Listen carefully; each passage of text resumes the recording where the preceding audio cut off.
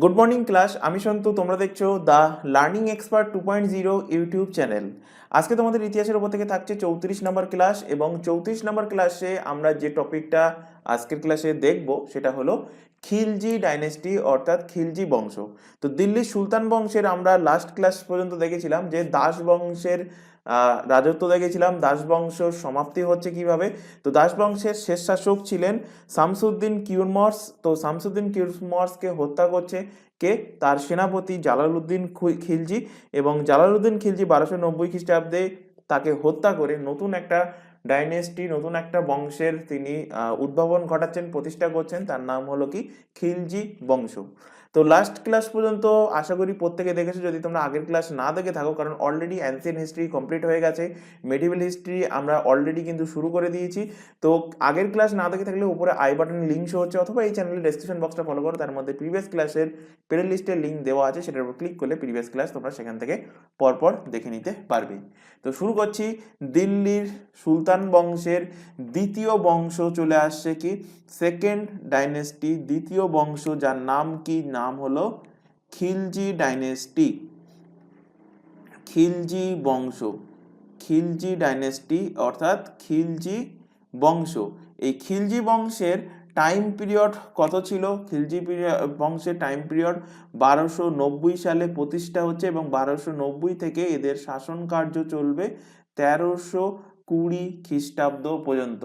এবং খিলজি বংশ থেকে আমি সরাসরি একটা কোশ্চেন বলেছিলাম প্রথম দিনের ক্লাসে, মানে দিল্লি সুলতান বংশ যেদিন আমি শুরু করেছিলাম সেদিনই বলেছিলাম যে দিল্লির এই সুলতান বংশের যে 5টা বংশ, এর মধ্যে সব থেকে কম সময়ের জন্য রাজত্ব করবে কে? সব থেকে কম টাইমের জন্য রাজত্ব করবে এই খিলজি বংশ। তো লিখে রাখো, সব থেকে কম সময়ের জন্য শাসন কার্য চালাবে, সব থেকে কম সময়ের জন্য শাসন চালাবে কে? শাসন কার্য চালাবে, শাসন করবে এই খিলজি বংশ। কত বছর? তো বিয়োগ করলেই পেয়ে যাবে, 1320 থেকে তোমরা 1290 বিয়োগ করো, পেয়ে যাচ্ছ কত বছর? 30 ইয়ার্স, 30 বছর এদের শাসন কার্য ছিল। তো এই খিলজি বংশের প্রতিষ্ঠা কে করছে? খিলজি বংশের প্রতিষ্ঠা করছে, প্রথম শাসকের নাম লিখে নাও। প্রতিষ্ঠা করছে কে?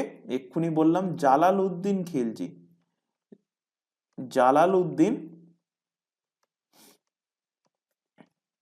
Jalaluddin Khilji, Jalaluddin Khilji. ভালোভাবে মনে রাখবে নামটা, কারণ অনেকে এক্সাম হলে গিয়ে এই কোশ্চেনটা ভুল করে। কার সঙ্গে গুলিয়ে ফেলে? গুলিয়ে ফেলে, খেয়াল করো, মোহাম্মদ ঘুরির দুজন কিন্তু দাসকে রেখে গিয়েছিলেন, দুজন গুলামকে রেখে গিয়েছিলেন ভারতে, যখন তিনি গজনিতে নিয়ে গিয়েছিলেন পৃথ্বীরাজ চৌহানকে। এবং সেই দুজন দাসের মধ্যে কে কে? একজন কুতুবুদ্দিন আইবক।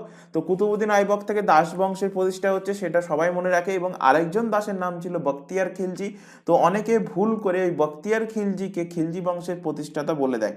তো খেয়াল রাখবে, এবং এক্সামিনারও দেখবে একদম ফার্স্ট অপশনে বখতিয়ার খিলজির নাম দেবে।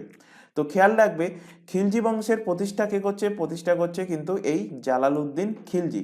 তো জালালউদ্দিন খিলজি হেডিং করো এবং লিখে নাও যে ইনি হলেন খিলজি বংশের প্রতিষ্ঠাতা, খিলজি বংশের, খিলজি বংশের প্রতিষ্ঠাতা, খিলজি বংশের প্রতিষ্ঠাতা কে? এই জালালউদ্দিন খিলজি। জালালউদ্দিন খিলজির টাইম পিরিয়ড কবে? তো ইনি দাস বংশের শেষ শাসককে মারছেন কবে? 1290 সালে। তো 1290তেই তিনি গদিতে বসে যাচ্ছেন, এবং 6 বছর তিনি রাজত্ব করছেন। 1290 থেকে 1296 খ্রিস্টাব্দ পর্যন্ত হলো জালালউদ্দিন খিলজির টাইম পিরিয়ড। এবার ইনি যখনই শাসকের গদিতে বসছেন, শাসকের গদিতে বসার সাথে সাথে ইনি এনার রাজ্য অভিষেক করছেন। তো এনার রাজ্য অভিষেক কোথায় হয়েছিল? এক্সামে কোশ্চেন দেবে। রাজ্যাভিষেক, রাজ্যাভিষেক হয়, জালালউদ্দিন খিলজির রাজ্যাভিষেক কোথায় হয়? তো এনার রাজ্যাভিষেক হয় কিলখুরিতে। কোথায়? কিলখুরি। এনার রাজ্যাভিষেক হয় কিলখুরি, বা একেই কি বলা হয়? একে বলা হয় কিলাগড়ি, কিলাগড়ি। কিলাগাড়ি বা কিলখুড়িতে এনার রাজ্যাভিষেক হয় এবং এই কিলখুড়ি বা কিলাগাড়ি এর নির্মাণ কে করেছিল? এর নির্মাণ করে কেকুবাদ, দাস বংশের কেকুবাদ। নির্মাণ করেন কে? নির্মাণ করেন দাস বংশের কেকুবাদ। দাস বংশের কে? কেকুবাদ এর নির্মাণ করেন। কেকুবাদ কার ছেলে ছিল? কেকুবাদ ছিল বুগ্রোর ছেলে। বুগ্রোকে? বুগ্রো হলো বলবানের ছেলে। অলরেডি এগুলো আমরা আগের ক্লাসগুলোতে দেখে এসেছি। এবার এই জালালউদ্দিন খিলজি ইনি শাসক হওয়ার সাথে সাথে কি করছেন? তো ইনি যখন শাসক হচ্ছেন, শাসক হওয়ার সাথে সাথে পাকিস্তানের যে পাঞ্জাব ক্ষেত্র, মানে বর্তমান পাকিস্তানের যে পাঞ্জাব ক্ষেত্রটা আছে, এই পাঞ্জাব ক্ষেত্রের লোকেরা এনাকে শাসক হিসাবে মানতে চাইছেন না। তাই জালালউদ্দিন খিলজি কি করছেন? জালালউদ্দিন খিলজি ইনি 1292 সালে, ইনি 1292 সালে পাকিস্তানের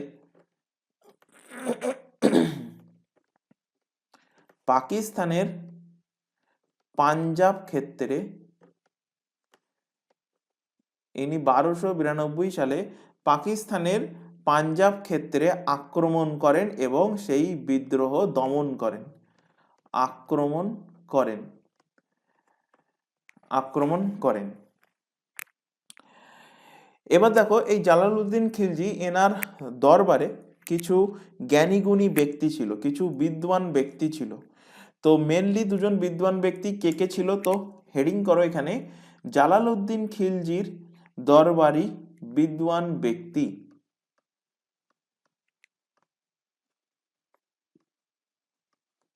জালালউদ্দিন খিলজির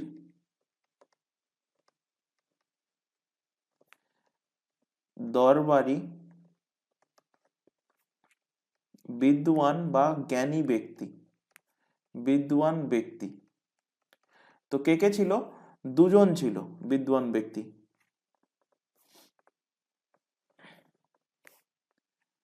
দুজন বিদ্বান ব্যক্তি ছিলেন। কে কে? একজন হলেন আমির খুসরু, আমির খুসরু, এবং আরেকজন হলেন হাসান দেহলভি। আরেকজনকে আরেকজন হলেন হাসান দেহলভি, হাসান দেহলভি।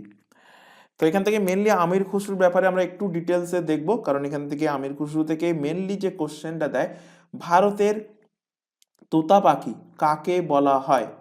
তো আমির খুসরুর উপনাম, আমির খুসরুর উপনাম, উপনাম কি? আমির খুসরুর উপনাম হলো তত্তা এ হিন্দ, তত্তা এ, তত্তা এ হিন্দ আমির খুসরুর উপনাম। এবং এই তত্তা এ হিন্দি হলো কি? তোতা, তোতা এ হিন্দ, তোতা এ হিন্দ। অর্থাৎ এর অর্থ কি? এর অর্থ ভারতের তোতা পাখি। এর মিনিং কি? এর অর্থ কি? এর অর্থ হলো ভারতের, ভারতের তোতা পাখি। তো কোশ্চেন দেয় ভারতের, প্রিভিয়াস ইয়ারের কোশ্চেন ঘেটে দেখবে যে ভারতের তোতা পাখি নামে কে পরিচিত? ভারতের তোতা পাখি নামে পরিচিত আমির খুসরু। এখান থেকে আরেকটা কোশ্চেন, মানে এই টাইপের আরেকটা কোশ্চেন দেয়, ভারতের ম্যাকিয়াভেলি নামে কে পরিচিত? অলরেডি পড়ানো হয়ে গেছে, কমেন্ট বক্সে কমেন্ট করে জানাবে যে ভারতের ম্যাকিয়াভেলি নামে কে পরিচিত।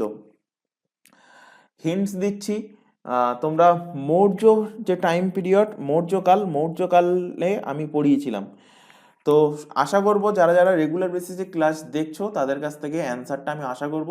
আর যদি অ্যান্সার না করো তার মানে বুঝবো যে কেউ আগের ক্লাস দেখোনি বা আগের মানে ঠিকঠাক পড়াশোনা চলছে না। তো যাই হোক, এটা এখন বোঝানোর কোনো ব্যাপার নেই, মানে এটা তোমাদেরই ব্যাপার। পড়লে চাকরি পাবে, না পড়লে চাকরি পাবে না, একদম পরিষ্কার। তো যাই হোক, আমির খুসরু, আমির খুসরু থেকে দুটো তিনটে পয়েন্ট আমরা দেখব। আমির খুসরুর গুরু কে ছিল? সেকেন্ডলি দেখব আমির খুসরু কি জিনিস আবিষ্কার করেছিলেন। আমির খুসরু কি কি জিনিস আবিষ্কার করেছেন। এবং তৃতীয়ত দেখব আমির খুসরুর লেখা বইয়ের নাম কি। আমির খুসরুর লেখা বইয়ের নাম কি। তো আমির খুসরু এনার যে গুরু ছিল তার নাম হলো নিজামুদ্দিন আউলিয়া।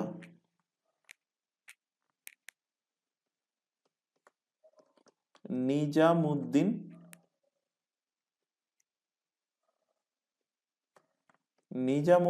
আউলিয়া। নিজামুদ্দিন আউলিয়া। আমির খুসরু কি কি জিনিস আবিষ্কার করেছিলেন।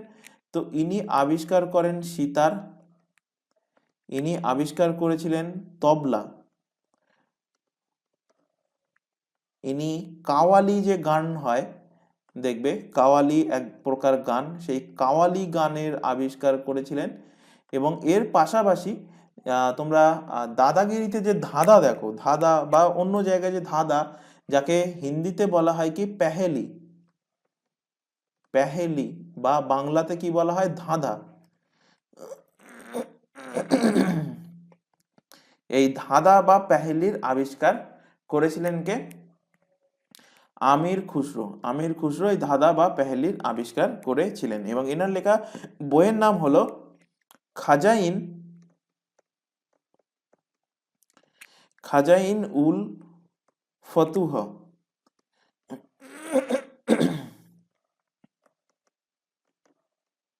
খাজাইন উল ফতুহ কার লেখা বই? এই আমির খুসরুর লেখা বই। তো আমির খুসরু এবং হাসান দেহলভি হলেন জালালউদ্দিন খিলজির দরবারে বিদ্বান ব্যক্তি। এবার দেখো এই জালালউদ্দিন খিলজি একটা জীবনে সব থেকে বড় ভুল কাজ করেছেন। কি ভুল কাজ করেছেন দেখবে। আচ্ছা, তার আগে এখানে একটা ছোট ইনফরমেশন দেওয়ার আছে। তোমরা এখন যে ক্লাসটা দেখছো সেটা আরআরবি এনটিপিসি 2024-25, 24 চলে গেছে অলরেডি, 25 সালেই তোমাদের এক্সাম হবে। তো আমি সেটাকে 25ই বলছি, 24-এ নোটিফিকেশন বার হয়েছিল। তো যাই হোক, তার প্রিলি অ্যান্ড মেন্স এবং এর পাশাপাশি এসএসসির যাবতীয় এক্সাম, বিশেষ করে ডাব্লিউবিসিএস এবং আমাদের ওয়েস্ট বেঙ্গল গভর্নমেন্টের যাবতীয় পিএসসির এক্সাম, পুলিশের এক্সাম, প্রত্যেকটা এক্সামের জন্য এটা হলো হিস্ট্রি ফাউন্ডেশন ব্যাচ। অর্থাৎ প্রত্যেকটা, যদি তোমরা এই ফাউন্ডেশন ব্যাচটা কমপ্লিট করতে পারো তো প্রত্যেকটা এক্সামেই তোমাদের এই ব্যাচের মধ্যেই কিন্তু কভার হয়ে যাবে। এর বেশি এক্সট্রা আর কিছু তোমাদের জানার দরকার নেই। এর পাশাপাশি এখানে অন্যান্য এক্সামের নাম দেখতে পাচ্ছ, যেমন পিএসসি ক্লার্কশিপ, মিসলেনিয়াস, এর মেন্সের ক্লাস কিছুদিনের মধ্যে শুরু হবে। এর পাশাপাশি পুলিশের যাবতীয় এক্সাম, এসএসসি এর যাবতীয় এক্সাম, প্রত্যেকটা এক্সামের জন্য কিন্তু আমাদের চ্যানেলে সম্পূর্ণ ফ্রিতে সিলেবাস ওয়াইজ কিন্তু লাইভ ক্লাস চলছে। লাইভ ক্লাস অ্যাটেন্ড না করতে পারলে ক্লাস থেকে যাবে রেকর্ডেড ফরম্যাটে। সুতরাং রেকর্ডেড হিসাবে ক্লাসটা তোমরা তোমাদের সময় মতো দেখে নিতে পারবে। তবে প্রত্যেকের কাছে রিকোয়েস্ট থাকছে, কেউ এই ক্লাসের কোনো ক্লাসকে তোমরা ডাউনলোড করে দেখবে না, এটা আমাদের তরফ থেকে তোমাদের কাছে রিকোয়েস্ট থাকছে। প্রত্যেকটা এক্সামের জন্য আমাদের আলাদা আলাদা হোয়াটসঅ্যাপ ব্যাচ ওপেন করা আছে, প্রত্যেকটা ক্লাসেরই বলা হয়। তো ব্যাচে যুক্ত হতে চাইলে নিচে যে হোয়াটসঅ্যাপ নাম্বার তোমাদের সামনে শো হচ্ছে, শুধুমাত্র সেই নাম্বারে হোয়াটসঅ্যাপে মেসেজ করে আমাদেরকে ইনফর্ম করবে। কেউ এই নাম্বারে নর্মাল কল, ভিডিও কল করবে না, তাহলে তোমাদের নির্দিষ্ট ব্যাচে অ্যাড করে নেওয়া হবে। ব্যাচে যুক্ত হওয়ার একটাই বেনিফিট, সেখান থেকে তোমরা ক্লাসের রুটিন সহ, ক্লাসের লিঙ্ক সহ এক্সাম ইউনিটের যাবতীয় গুরুত্বপূর্ণ ইনফরমেশন পেয়ে যাবে। এছাড়া আরও একটা ইনফরমেশন দেওয়ার আছে। তোমরা এখন যে চ্যানেলে ক্লাসটা দেখছো তার নাম দ্য লার্নিং এক্সপার্ট 2.0। এই চ্যানেলেই তোমরা পেয়ে যাবে প্রত্যেকটা এক্সামের জন্য জিকে জিএস এর class, current affairs, reasoning, English এবং ম্যাথের ক্লাস সম্পূর্ণ ফ্রিতে পেয়ে যাবে তোমরা এই চ্যানেল থেকে। তাই প্রত্যেককে বলছি, চ্যানেলটাকে সাবস্ক্রাইব করে বেল আইকনকে অল নোটিফিকেশন সেট করো। রেগুলার বেসিসে ক্লাস চলছে, রেগুলার বেসিসে চ্যানেলটা থেকে ক্লাসগুলো করতে থাকো। তো আমরা লাস্ট ছিলাম কোথায়? লাস্ট বলছিলাম যে জালালউদ্দিন খিলজির জীবনের সব থেকে বড় ভুল। এবং এটা পাবলিক, মানে একদম ওপেন একটা প্ল্যাটফর্ম, সেই কারণে বলতে চাইছি না। তবু দেখবে একটা জিনিস, কিছু মনে করবে না কেউ। দেখবে মুসলিম সম্প্রদায়ের মধ্যে ভাইপোকে বা ভাইপোর ভাইয়ের মেয়েকে বিয়ে করার একটা কিন্তু রীতি থাকে, মানে নিজেদের ফ্যামিলি মেম্বারের মধ্যে বিয়ে করার রীতি থাকে। তো ঠিক তেমনটাই হচ্ছে এখানে। এবং জালালউদ্দিন খিলজি সেই ভুলটা করছেন। কি ভুল করছেন? ইনি এনার ভাইপোকে জামাই করছেন, জামাই হিসাবে ইনি স্বীকার করছেন। তো জালালউদ্দিন খিলজি কি করছে? জালালউদ্দিন খিলজি তার মেয়ের বিয়ে দিচ্ছে কার সাথে? জালালউদ্দিন খিলজি ভাইপোর সাথে, মানে ভাইয়ের ছেলের সাথে। জালালউদ্দিন খিলজি তার ভাইপোকে কি করছেন? জামাই করছেন। ভাইপোকে জামাই করে ভুল করেন। আর এই ভাইপো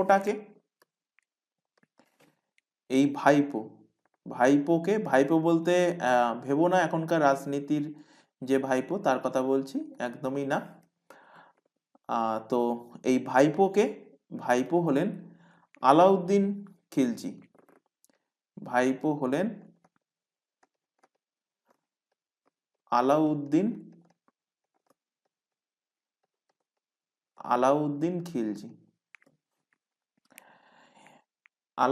খিলজি।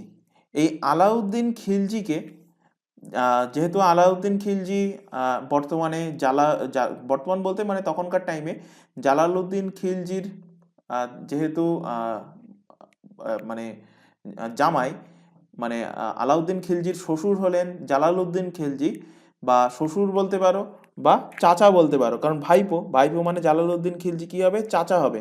বা মানে চাচাকে কি বলা হয়? কাকা বলা হয়, কাকা বা জ্যাঠা হবে। কাকা বা জ্যাঠা বা চাচা, বা যেহেতু বিয়ে করে দিয়ে মানে জালালউদ্দিন খিলজির মেয়ের সাথে তার ভাইপোর বিয়ে হয়েছে, সুতরাং জালালউদ্দিন খিলজি এখন কি হয়ে গেছে? শ্বশুর। তো ইনি কি করছেন? ইনি আলাউদ্দিন খিলজির জন্য কড়া নামক একটা জায়গা ছিল, তো কড়ার সুবেদার বানিয়ে দিচ্ছেন। কড়ার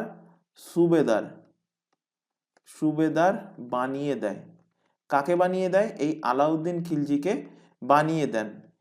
কে বানিয়ে দেন? জালালউদ্দিন খিলজি মানে তার আলাউদ্দিন খিলজির শ্বশুর বা আলাউদ্দিন খিলজির চাচা আলাউদ্দিন খিলজিকে কড়ার সুবেদার বানিয়ে দেন। এরপর আলাউদ্দিন খিলজি কি করছে? আলাউদ্দিন খিলজি 1296 সালে তার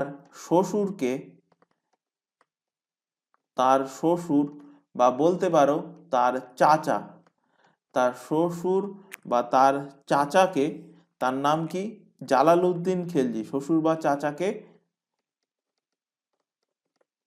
জালালউদ্দিন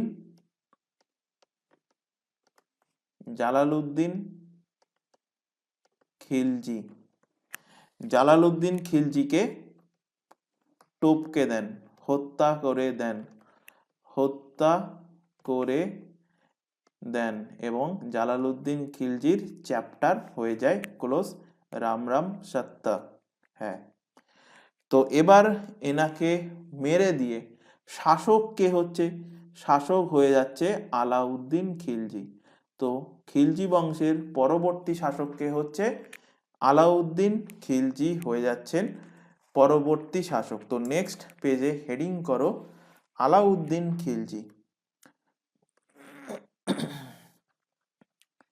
হেডিং করো আলাউদ্দিন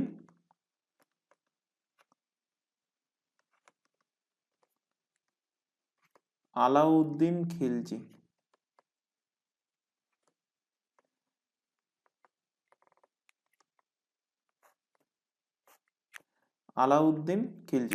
আলাউদ্দিন খিলজির টাইম পিরিয়ড কত?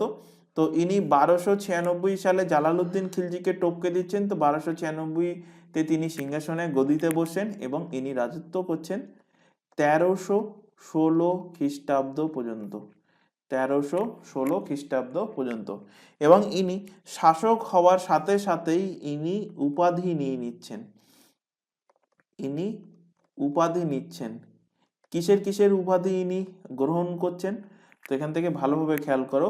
তো ইনি সবার প্রথমে উপাধি নিচ্ছেন সিকান্দার এ সানি। সিকান্দার সিকান্দার এ সানি।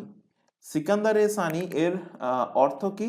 এর অর্থ হলো আমি সিকান্দারের সমান, বা সিকান্দারের সানিকে বলা হয় কি দ্বিতীয় দ্বিতীয় সিকান্দার, দ্বিতীয় দ্বিতীয় সিকান্দার। এর অর্থ কি? এর অর্থ হলো, অর্থাৎ অর্থ হলো, এর মিনিং কি? এর অর্থ হলো আমি সিকান্দারের সমান। আমি কার সমান? সিকান্দারের, আমি সিকান্দারের সমতুল্য। তো ইনি উপাধি কি নিচ্ছেন? সিকান্দার এ সানি উপাধি নিচ্ছেন। এর পাশাপাশি ইনি আরো দুটো উপাধি নিচ্ছেন। কি কি? ইনি বলছেন আমি বিশ্ব বিজেতা, আমি বিশ্ব বিজেতা, এবং আরেকটা উপাধি নিচ্ছেন জনতার চারবহ, জনতার জনতার চারবাহ উপাধি তিনি নিচ্ছেন। কোশ্চেন দেয় এখান থেকে যে আলাউদ্দিন খিলজির অরিজিনাল নেম কি ছিল, আসল নাম কি ছিল? তো এনার আসল নাম, এনার আসল নাম, তোমাদেরকে বলেছিলাম যে যখনই দেখবে কেউ একটা বড় পদে দিকে চলে যায়, বিশেষ করে দেখবে এখনকার মানে সাথে এক্সাম্পল হিসাবে ভারতীয় যে সমস্ত সিঙ্গার আছে বা কিছু সিনেমা আর্টিস্ট আছে, তারা দেখবে তাদের অরিজিনাল নেম কিন্তু আলাদা, গুগলে সার্চ করে দেখবে অরিজিনাল নাম আলাদা, অথচ তারা অন্য নামে কিন্তু পরিচিতি লাভ করে সমাজের বুকে। তো ঠিক তেমনই আলাউদ্দিন খিলজির নাম আলাদা ছিল, এবার সেই নামে যদি সে রাজা হয় তাহলে শুনতে তার খারাপ লাগবে, সেই কারণে নাম তারা চেঞ্জ করে নেয়। তো এর আসল নাম কি ছিল, অরিজিনাল নেম কি ছিল? তো এনার আসল নাম ছিল আলী গুরু সাব। এক্সামে বহুবার কোশ্চেন দিয়েছে, মনে রাখবে। আলী আলী গুরু সাব, আলী গুরু সাব হলো এনার আসল নাম।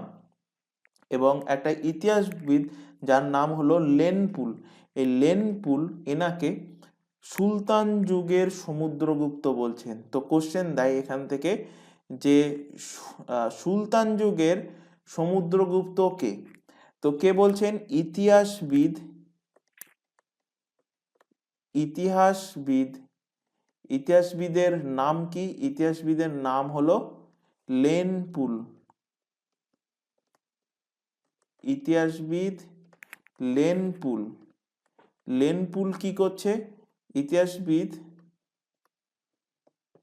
ইতিহাসবিদ লেনপুল এনাকে এনাকে সুলতান যুগের এনাকে ইতিহাসবিদ এনাকে সুলতান যুগের সমুদ্রগুপ্ত বলছেন। সুলতান যুগের সমুদ্রগুপ্ত, সুলতান যুগের সমুদ্রগুপ্ত।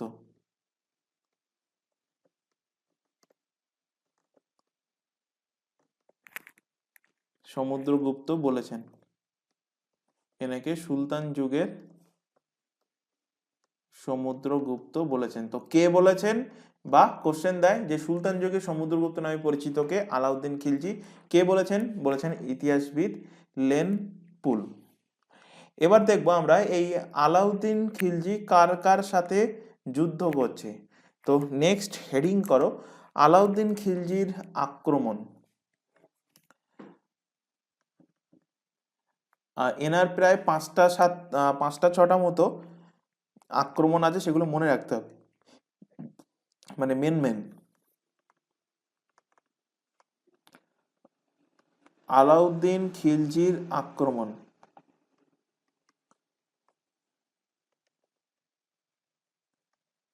আলাউদ্দিন খিলজির আক্রমণ।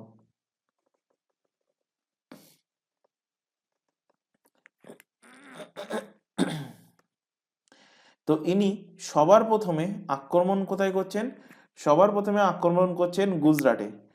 তো এখানে লেখো সবার প্রথমে গুজরাট বিজয়। সবার প্রথমে আলাউদ্দিন খিলজির অভিযান কি? গুজরাট বিজয়। কত সালে? তো ইনি গদিতে বসার সাথে সাথেই ওই বছরেই 1290 খ্রিস্টাব্দে তিনি গুজরাট অভিযান করেন এবং এটা হলো আলাউদ্দিন খিলজির প্রথম অভিযান। আলাউদ্দিন খিলজির এটা হলো প্রথম যুদ্ধ বা প্রথম অভিযান। এতে কি হচ্ছে? এতে গুজরাটের যে শাসক ছিল, গুজরাটের শাসক কে ছিল? গুজরাটের শাসকের নাম ছিল বাঘেল শাসক কর্ণ দ্বিতীয়। গুজরাটের শাসক কে ছিল? বাঘেল শাসক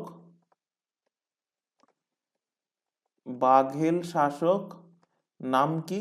কর্ণ দ্বিতীয়। বাঘেল শাসক কর্ণ দ্বিতীয়। তো এই বাঘেল শাসক কর্ণ দ্বিতীয়কে কি করছে? হারাচ্ছে। এবং এর সাথে এই যখন গুজরাট অভিযানে আলাউদ্দিন খিলজি গিয়েছিল, দুজন সেনাপতিকে নিয়ে গিয়েছিল। তো সেনাপতি কে কে ছিল আগে সেটা দেখে নাও। সেনাপতি কার সেনাপতি? আলাউদ্দিনের সেনাপতি। এটা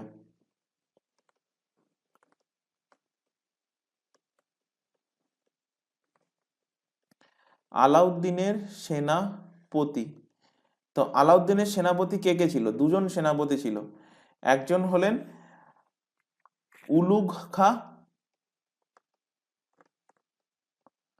উলুগ খা এবং আরেকজন সেনাপতি হলেন কে? আরেকজন সেনাপতি হলেন নুসরত খা।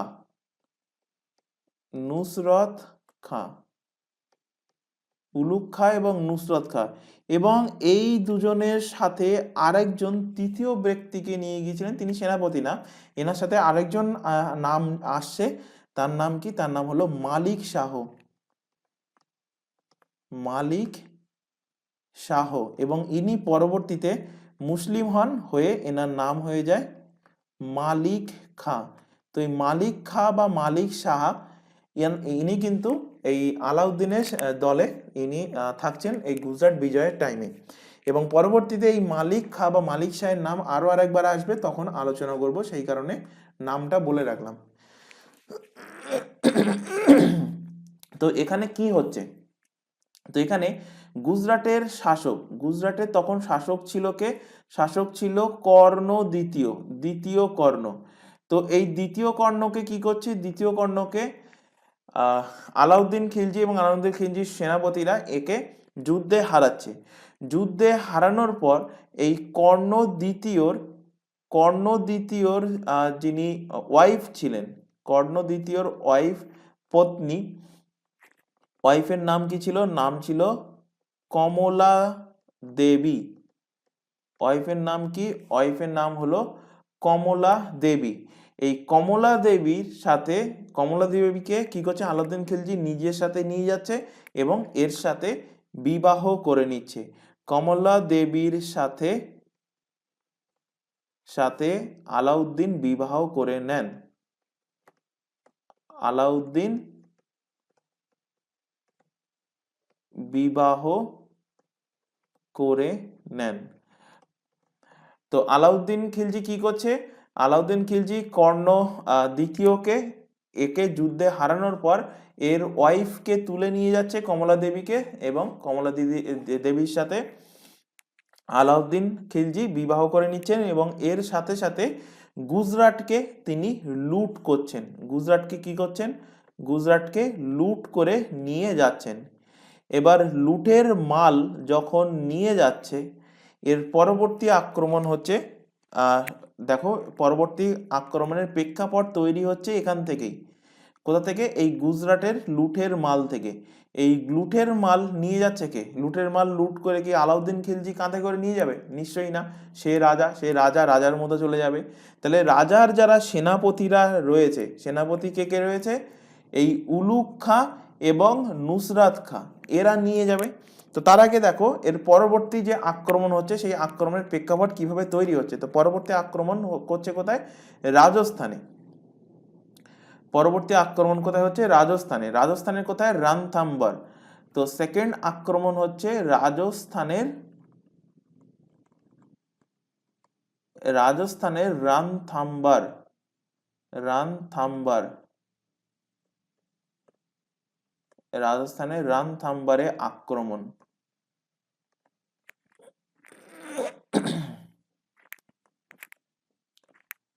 রাজস্থানে রানথাম্বরে আক্রমণ হচ্ছে। আচ্ছা, একটুখানি ভুল বলেছি তোমাদের, এখানে একটুখানি কারেকশন করে নাও। গুজরাট বিজয়, আলাউদ্দিন খিলজি ইনি সিংহাসনে কবে বসেছেন? সিংহাসনে বসেছেন 1296-তে, এবং ইনি গুজরাট বিজয়ের জন্য গিয়েছিলেন 1299 খ্রিস্টাব্দে। একটু কারেকশন করে নেবে। তো গুজরাট বিজয়ের যে লুঠের মাল, এই লুঠের মাল নিয়ে যাচ্ছে কে কে? লুঠের মাল নিয়ে যাচ্ছে উলুগ খাঁ সেনাপতি, নিয়ে যাচ্ছে নুসরাত খাঁ, এবং তোমাদের আরেকটা নাম মনে রাখতে বলেছিলাম, তার নাম কি? তার নাম হলো মালিক শাহ, যিনি মালিক খাঁ উপাধি, মুসলিম হওয়ার পর মালিক খাঁয়ের উপাধি গ্রহণ করেছিলেন। এবার দেখো এই যে রাজস্থানে যখন আক্রমণ হচ্ছে, রাজস্থানের শাসক কে ছিলেন সেই টাইমে? রাজস্থানের রাজা কে ছিলেন? তো রাজস্থানের শাসকের নাম ছিল হাম্মির দেব চৌহান। হাম্মির দেব,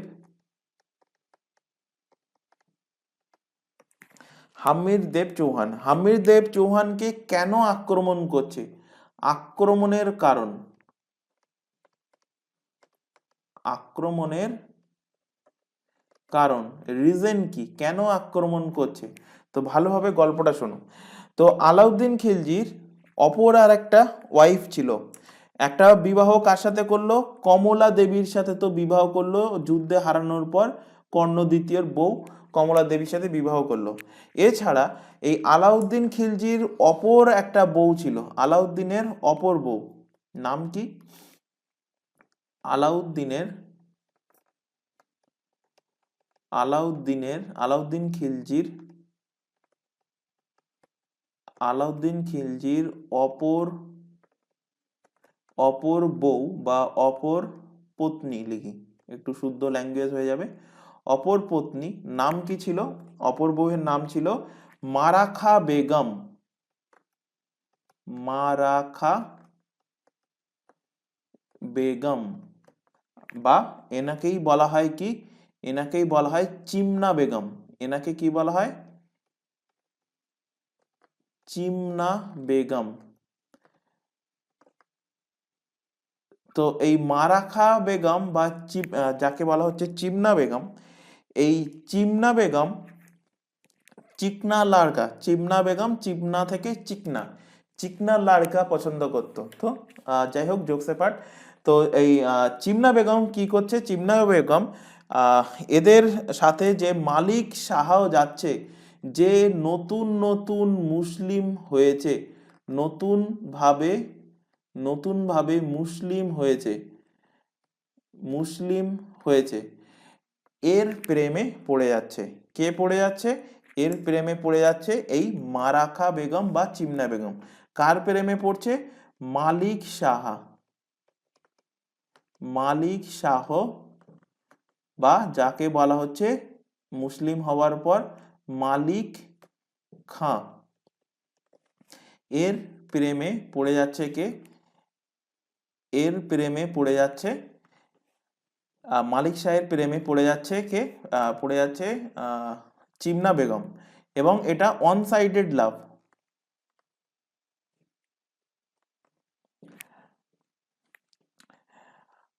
ওয়ান সাইডেড হোক, টু সাইডেড হোক, সেটা কোনো ব্যাপার না, যাই হোক, ছেড়ে দাও। তো মালিক শাহ বা মালিক খায়ের প্রেমে পড়ে যাচ্ছে কে? চিমনা বেগম প্রেমে পড়ে যাচ্ছে। এবার এর পাশাপাশি আরেকটা ঘটনা ঘটছে। আরেকটা ঘটনা কি ঘটছে? আরেকটা ঘটনা হলো এই যে লুঠের মাল নিয়ে যাচ্ছে, লুঠের মাল কে কে নিয়ে যাচ্ছে? এক হলো উলুগ খাঁ, এদিকে হলো নুসরাত খাঁ, আর এদিকে হলো মালিক খাঁ। এই তিনজনের মধ্যে যখন তারা লুঠের মাল নিয়ে যাচ্ছে, এই তিনজনের মধ্যে বিদ্রোহ হয়, তিনজনের মধ্যে কি হচ্ছে, এই লুঠের মাল নিয়ে ঝগড়া হচ্ছে। এছাড়া এইদিকে মালিক খা কি করছে, মালিক খা ওদিকে আলাউদ্দিন খিলজির বউয়ের দিকে, চিমনা বেগমের দিকে লাইন মারছে। তো এই দুটো ব্যাপার জানতে পারছে কে, জানতে পারছে আলাউদ্দিন খিলজি। এবার আলাউদ্দিন খিলজি যখন জানতে পারছে, তখন এই ব্যাপারটা জানতে পারছে কে, জানতে পারে আলাউদ্দিন খিলজি। এবং আলাউদ্দিন খিলজি যখন জানতে পারে, আলাউদ্দিন খিলজি, তো আলাউদ্দিন খিলজির ভয়ে চিমনা বেগম এই মালিক শাহকে কি বলছে, যে তুমি পালিয়ে চলে যাও এই হাম্মির দেব চৌহানের কাছে, রাজস্থানের হাম্মির দেব চৌহানের কাছে পালিয়ে চলে যাও। হাম্মির দেব চৌহান একজন জেদি ব্যক্তি, সে তোমাকে বাঁচাবে। তো হাম্মির দেব চৌহান মানে এই চিমনা বেগম জানতো তিনি একজন জেদি শাসক ছিলেন, এবং তিনি যেটা জেদ করতেন সেটাকে তিনি পেয়ে ছাড়তেন। তো এর ফলে হাম্মির দেবকে অ্যাটাক করছে কে, হাম্মির দেবকে অ্যাটাক করছে আলাউদ্দিন খিলজি। আলাউদ্দিন খিলজি হাম্মির দেবকে অ্যাটাক করছে। তো হাম্মির দেব কিন্তু কোনো কিছু না করেই এই আলাউদ্দিন খিলজির ক্রোধের পড়ে যান, এবং আলাউদ্দিন খিলজি এই রাজস্থানের রণথাম্বরে আক্রমণ করেন। এরপর পরবর্তী যে আক্রমণ হচ্ছে সেটা কোথায়, সেটা হলো চিত্তরগড়, যার মুভি আশা করি তোমরা প্রত্যেকে দেখেছো, পদ্মাবধ, যেটা নিয়ে অনেক যখন মুভি বার হয়েছিল কন্ট্রোভার্সি হয়েছিল। তো যাই হোক, সেসব ছেড়ে দাও। তো চিত্তরগড়ের বিজয়,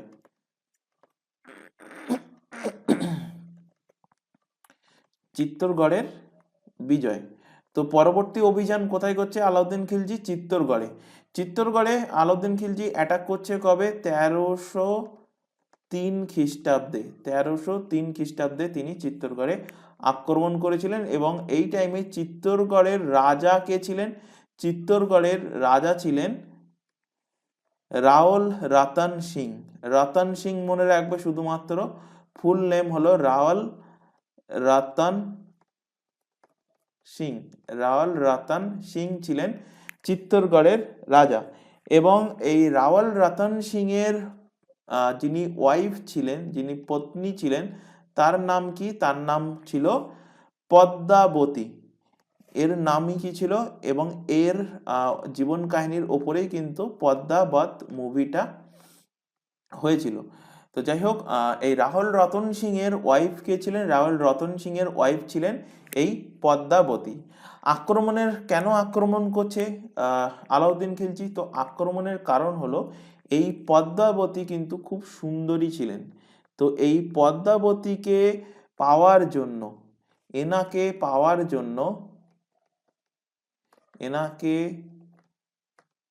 পাওয়ার জন্য, নিজের ওয়াইফ হিসাবে পাওয়ার জন্য আলাউদ্দিন আক্রমণ করে।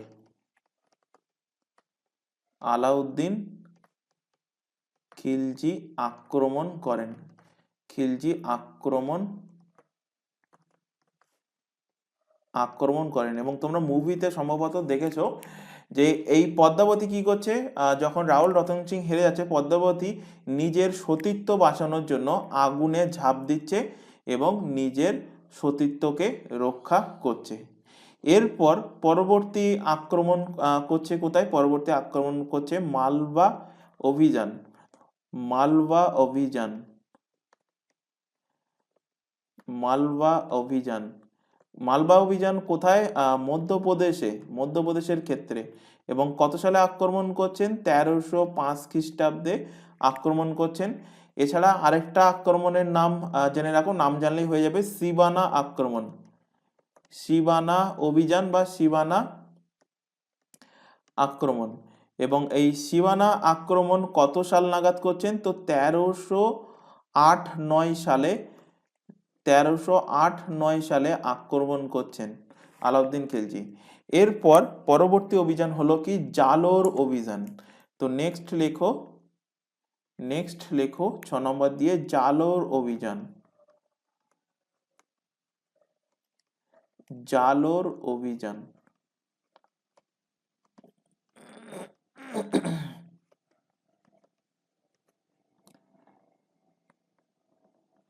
জালোর অভিযান।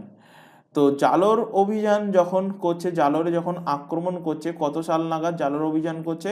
তো 1310-11 সাল নাগাদ, 1310-11 সাল নাগাদ ইনি জালোর অভিযান করছেন। এবং সেই টাইমে জালোরের শাসক কে ছিলেন? জালোরের শাসক, তো সেই টাইমে জালোরের শাসক ছিলেন কানহড় দেব চৌহান। কি ছিল নাম? কানহড়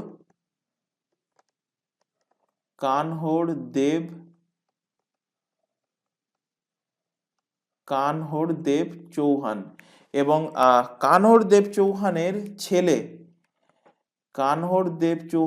ছেলে কে ছিল? তো কানহড় দেব চৌহানের ছেলে ছিল বীরমদেব চৌহান।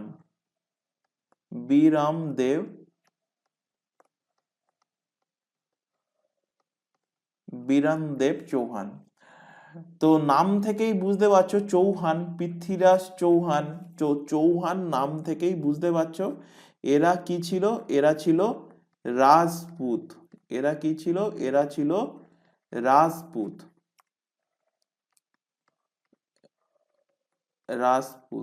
এবং রাজপুতরা দেখবে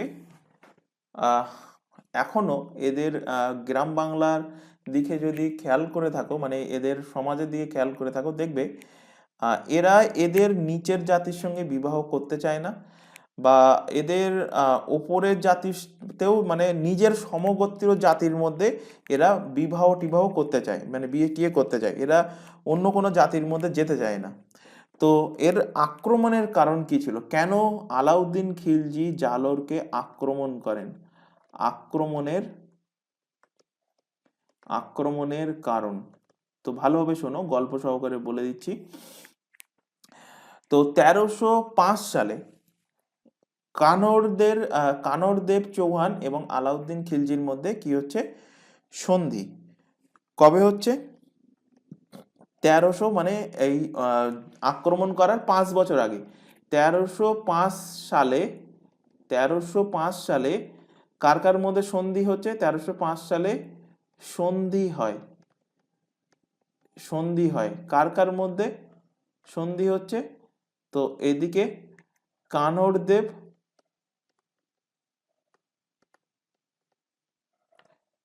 দেব চৌহান, আর এদিকে আলাউদ্দিন খিলজি।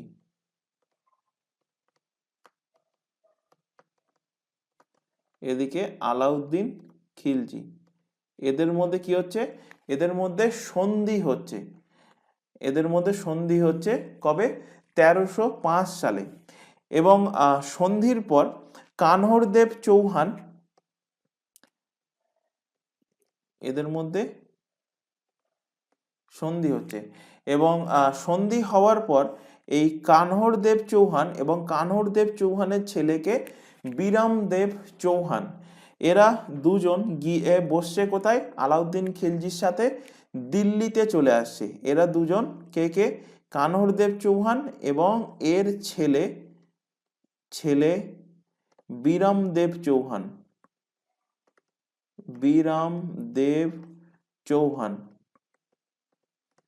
এরা দুজনে চলে আসছে কোথায়? দিল্লিতে এসে বসছে কার সাথে? এই আলাউদ্দিন খিলজির দরবারে এসে বসছে। এবার আলাউদ্দিন খিলজির দরবারে যখন বসছে, তো আলাউদ্দিন খিলজির মেয়ে, আলাউদ্দিনের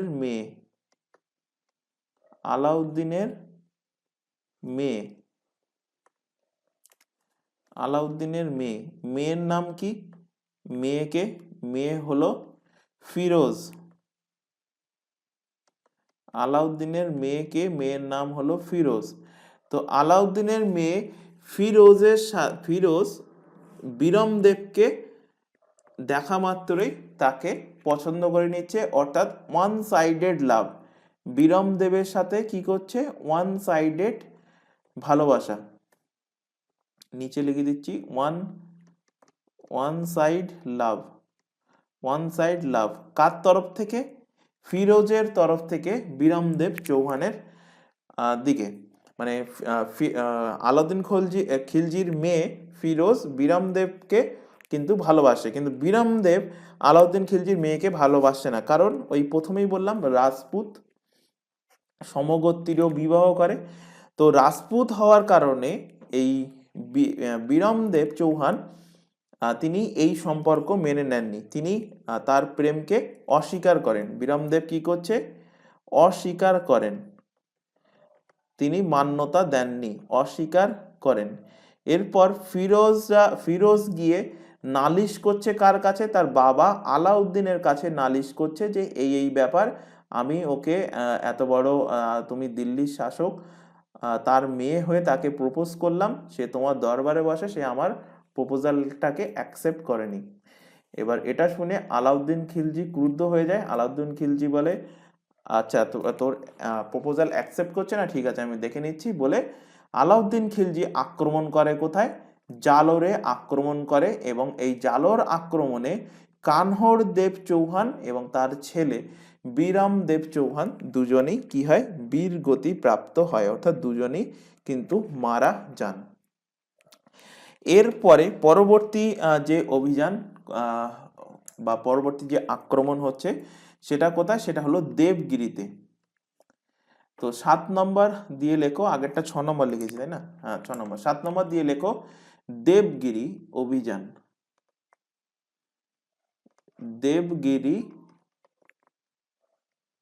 দেবগিরি অভিযান।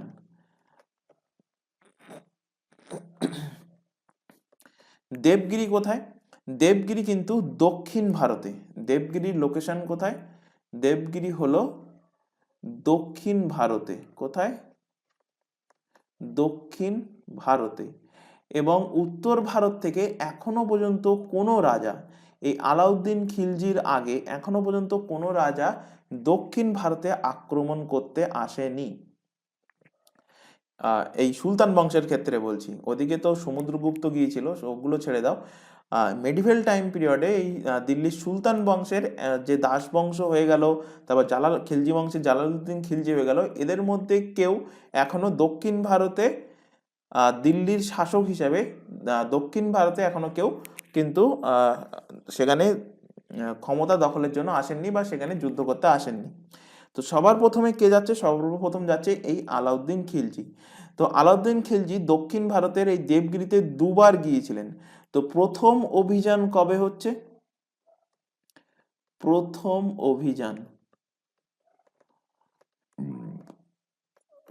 অভিযান এবং লেখো দ্বিতীয় অভিযান।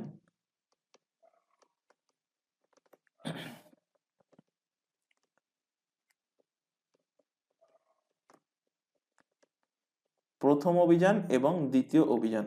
তো প্রথম অভিযান কবে হয়, প্রথম অভিযান হয় 1305 থেকে 1307 খ্রিস্টাব্দে প্রথম অভিযান হয়। এবং প্রথম অভিযানে কি হচ্ছে, প্রথম অভিযানে দক্ষিণ ভারতের তিনি এমনি আক্রমণ করছেন, বা এখানে লিখে রাখতে পারো যে দক্ষিণ ভারতে আক্রমণকারী প্রথম মুসলিম শাসক। দক্ষিণ ভারতে, যেটা এক্ষুনি বললাম যে এর আগে দিল্লির কোনো শাসক দক্ষিণ ভারতে আক্রমণ করেনি। তো দক্ষিণ ভারতে আক্রমণকারী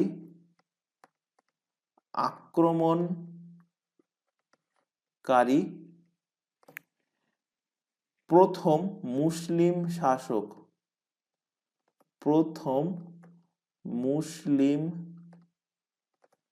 শাসক কে, এই আলাউদ্দিন খিলজি। দ্বিতীয় অভিযান তিনি কত সালে করছেন, দ্বিতীয় অভিযান আবার তিনি দেবগিরিতে অ্যাটাক করছেন 1313 খ্রিস্টাব্দে তিনি দ্বিতীয় অভিযান করছেন এই দেবগিরিতে, কে, আলাউদ্দিন খিলজি। এবং সেই দ্বিতীয় অভিযানের টাইমে তখন দেবগিরির শাসক কে ছিলেন, তখন দেবগিরির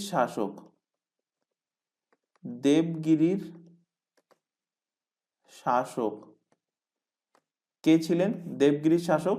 তো দেবগিরির শাসক ছিলেন রামচন্দ্র দেব। কে ছিলেন? রামচন্দ্র দেব। এবং ইনি ছিলেন যাদব বংশের।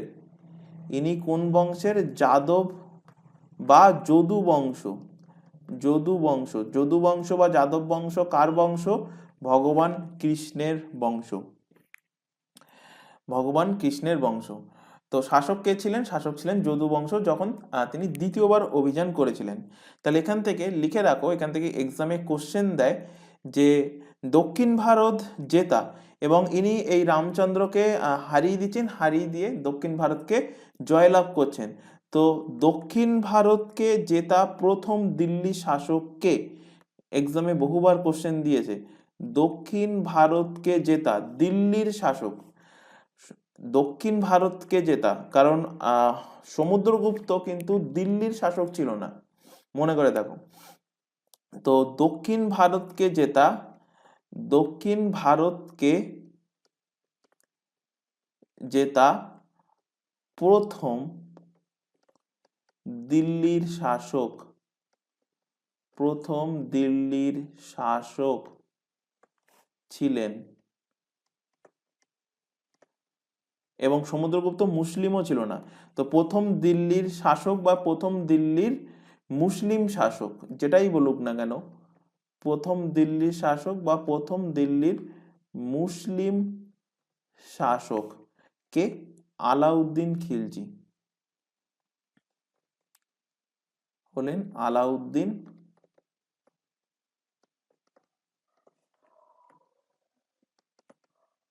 দিল্লির শাসক কে হলেন আলাউদ্দিন খিলজি। তো এই ছিল আলাউদ্দিন খিলজি মেনলি যে সমস্ত আক্রমণ, মানে মেন যেগুলো আক্রমণ করেছিলেন, সেই মেন আক্রমণ। এবার বাকি থাকছে কি? বাকি থাকছে আলাউদ্দিন খিলজির দ্বারা বিভিন্ন সংশোধন কাজ। তিনি সৈন্যবাহিনীতে কিছু সংশোধন করেছিলেন, এর পাশাপাশি তিনি বাজার ব্যবস্থায় কিছু সংশোধন করেছিলেন, তিনি কিছু ভূমি সংশোধনও করেছিলেন, ভূমির ট্যাক্স সংশোধন করেছিলেন। তো এই সমস্ত সংশোধনগুলো করেন। এর পরবর্তী শাসক আসবে কুতুবউদ্দিন মুবারক শাহ খিলজি, তারপর খিলজি বংশ হয়ে যাবে শেষ। খিলজি বংশের পরবর্তী বংশ আসবে তুগলক বংশ। তো আজকের ক্লাসটা অনেকটা লেন্দি হয়ে গেছে বলে ক্লাস আমরা এখানে স্টপ করছি। নেক্সট দিন ক্লাসে আমরা শুরু করব এই আলাউদ্দিন খিলজির যে বিভিন্ন সংশোধনগুলো, সেগুলো নিয়ে আলোচনা করব। তারপর খিলজি ডাইনেস্টি কমপ্লিট হবে, তারপর আমরা শুরু করব কি? তুগলক বংশ। তো আজকের ক্লাসে যদি কোথাও ডাউট থেকে থাকে সেটা অবশ্যই তোমরা কমেন্ট বক্সে কমেন্ট করে জানাবে। আর ক্লাস ভালো লাগলে অবশ্যই ক্লাসটাকে তোমরা লাইক করবে, বন্ধু বান্ধবের মধ্যে শেয়ার করবে যারা কম্পিটিটিভ এক্সামের জন্য, বিভিন্ন কম্পিটিটিভ এক্সামের জন্য প্রিপারেশন নিচ্ছে। মনে রাখবে এটা শুধুমাত্র আরআরবি এনটিপিসি বলে ক্লাস চলছে বলে যে শুধুমাত্র এনটিপিসির জন্য ইম্পর্টেন্ট এমনটা নয়। এর পাশাপাশি এই ক্লাসটা কিন্তু এনটিপিসির পাশাপাশি তোমাদের ডব্লিউবিসিএস, তারপর পিএসসি যাবতীয় এক্সাম, পুলিশের এক্সাম, এসএসসির এক্সাম, প্রত্যেকটা এক্সামের জন্য কিন্তু ইম্পর্টেন্ট। তো আজকের ক্লাস আমরা এখানে শেষ করছি। আর মেন হলো যে ক্লাস, প্রিভিয়াস ক্লাস যেগুলো হয়ে গেছে সেগুলো নির্দিষ্ট দিন অন্তর রিভিশন করতে হবে। তো যাই হোক, আজকের ক্লাস এই পর্যন্ত। নেক্সট দেখা হবে পরবর্তী ক্লাস নিয়ে। Thank you.